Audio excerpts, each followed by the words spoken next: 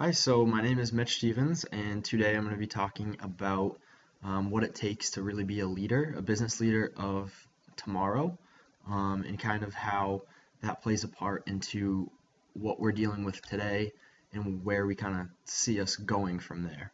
Um, so, the main thing I really want to talk about was how business leaders of tomorrow have a responsibility to the stakeholders, but not just the stakeholders, they also have a responsibility to employees. Um, they have to adapt to a changing marketplace. The world's constantly changing, the market's constantly changing. Every industry somehow gets altered every single day due to new innovations, things like that. Business leaders really of the future really just need to be completely innovative and driven, but they need to find the right people for the right jobs. That's a huge part. Once you get the right person filling a job that they're not only good at, but they're passionate about, some job that they feel valued, they're more likely to be more productive and more engaged in the whole culture of the organization. So, future business leaders of tomorrow really need to focus on how they can go about incorporating more of that communication basis on all levels throughout an organization to try to better find the right position for the right person. Spending a lot of time focusing on the employees is not only good for the reputation of the company, but it's also good for the turnover of the company. The more people that will stay in the organization is going to be better for the business in the long run because now you're getting stable employees that want to be there, that aspire, that want to learn and grow, and they're not constantly having to replace, employees after employees after employees. If they can develop an environment where people feel that they can give their valued opinions and really, succeed in what they're doing, and that will make the biggest difference.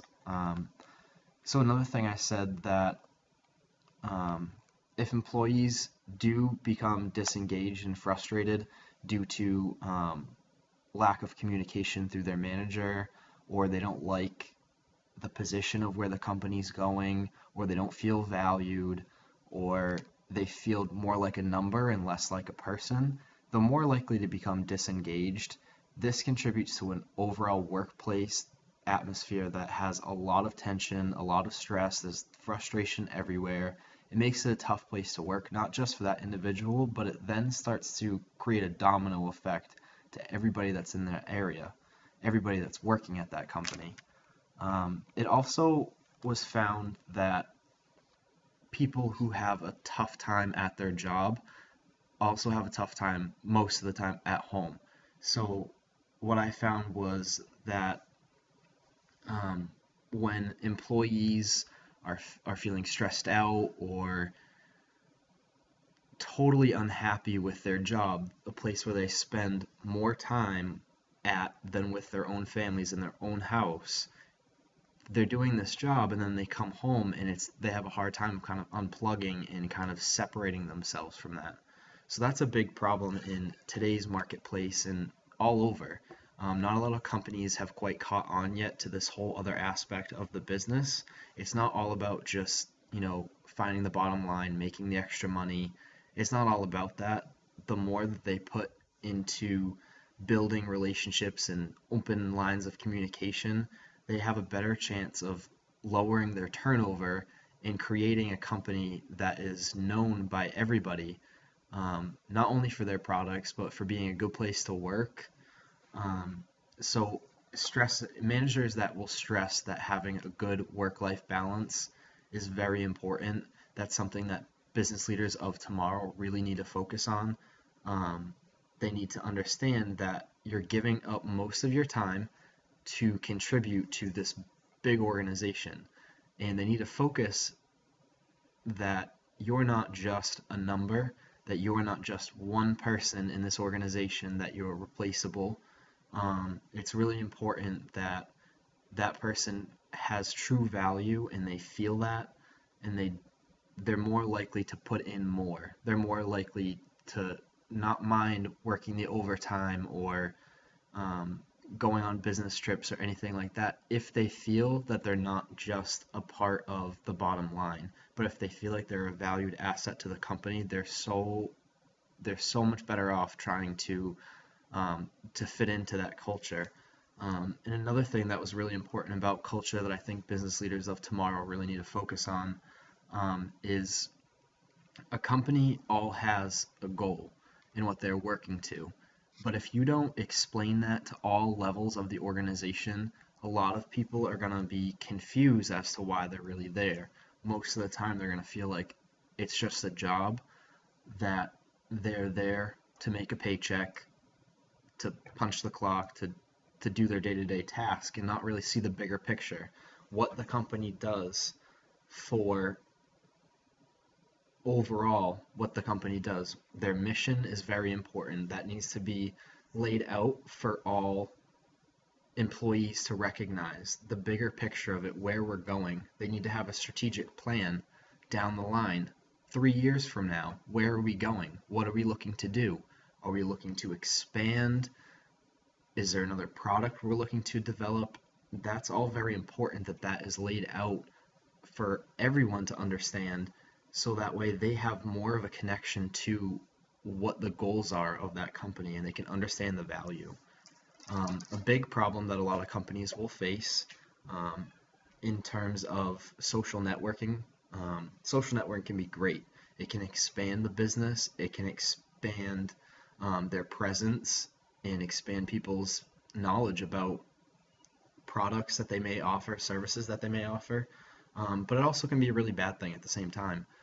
If something happens, a scandal or um, any sort of negative news for that organization, anything that will affect them in a negative light, once it hits the internet now, it just doesn't stop. It just keeps going and going and going. So there's pros and cons really to the internet as a whole. They can really help to expand a company, but when the company gets too big, sometimes their reputation can really be hurt due to things that people may post on social media about the company. Another aspect where businesses may struggle, that they need to focus on for the future, where we're going more towards being global and getting in other markets and other industries across the country, across the world, they need to focus on their cultures too. Every place in the world has a different culture. Each town has somewhat of a different culture. They need to focus on that too, and understanding that there's going to be some, not only um, speech differences, language based, but there's going to be differences in how people run a business. So being able to communicate that is really, really important. And one example that I had found of a really awesome company that is doing a great job, not only are they completely dominating the industry that they're working in, but they're creating a place where people love going to work.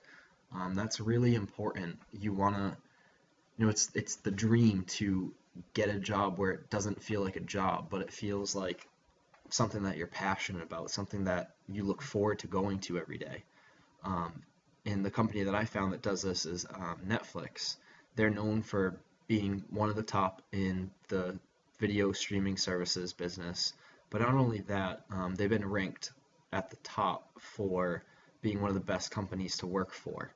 Um, Netflix is a complete visionary into the future. They specifically encourage their employees to be creative, to be open-minded, to not be structured to the confines of a 9 to 5 schedule.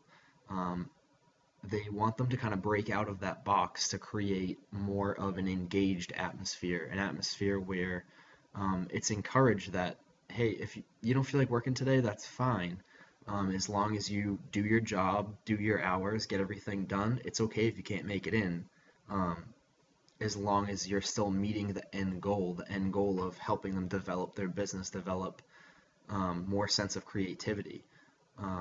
All employees are paid the same. They get paid quite a good amount, and they're just overall really respected, which I think is really important. And I think going forward from that, we can even move past, surpass Netflix.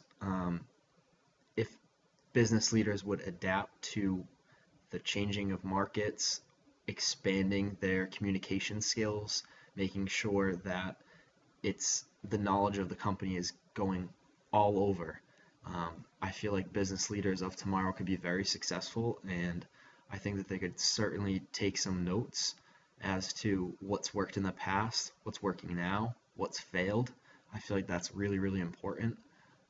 So that's just kind of my opinion on where I see the benefits of what we're doing now, but also where I think future business leaders of tomorrow could really go if they use these tools and the assets that are available to them. So that's what I have. Thanks for listening.